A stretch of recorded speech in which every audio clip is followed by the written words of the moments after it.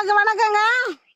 இப்போ நாம குலோப் ஜாமுன் எப்படி செய்யலாம்னு பார்க்கலாங்க. ஒரு பாக்கெட்டு மாவு எடுத்துக்கணும்.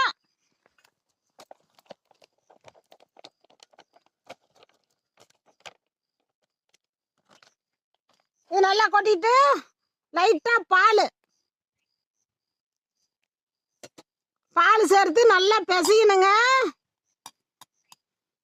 நம்ம பூரி சப்பாத்தி மாவு மாதிரியே கெட்டி தன்மையா பிசையணுங்க.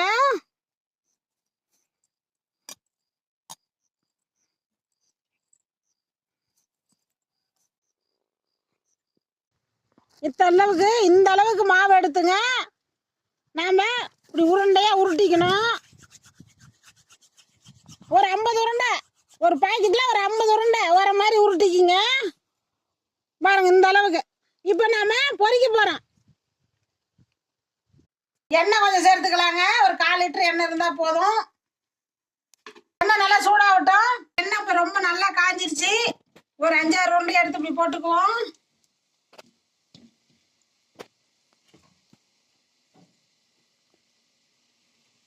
பாருங்க இப்படி நல்லா வெந்ததை நம்ம எடுத்துடலாங்க.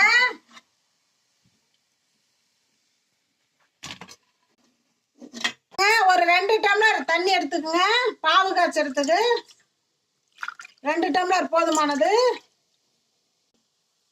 நல்லா சூடானதை நம்ம சர்க்கரை சேர்த்துக்கலாம். சூடாயிருச்சுங்க. 2 டம்ளர் சர்க்கரை எடுத்துக்கணும். 2 டம்ளர் போதுமானது. பாவுல ஒரு 10 ஏலக்காய் சேர்த்துக்கலாங்க. பாகு நல்லா கொதிச்சிருச்சு. இந்த ஏலக்காய் இப்ப நம்ம இதுல சேர்த்துக்குவோம். பாருங்க நல்லா கொதிச்சிருச்சு. நம்ம இறக்கி வச்சுட்டோம். இப்ப நாம பொரிச்சு வச்ச குலோப் ஜாமுனை இதுல கொட்ட போறோம். இது ஒரு 1 ஹவர் ஊறணுங்க.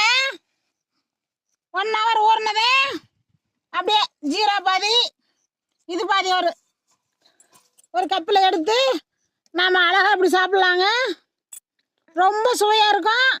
நாம் 2-3 நாட்கள் வச்சுக்கிட்டு சாப்பிட்லாங்க. குழந்தைங்க ரொம்ப விரும்பி சாப்பிடுவாங்க.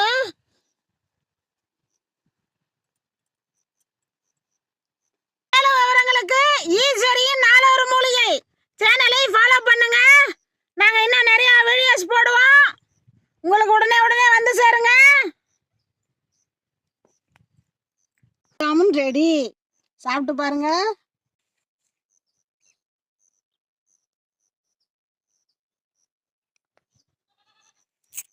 நன்றிங்க.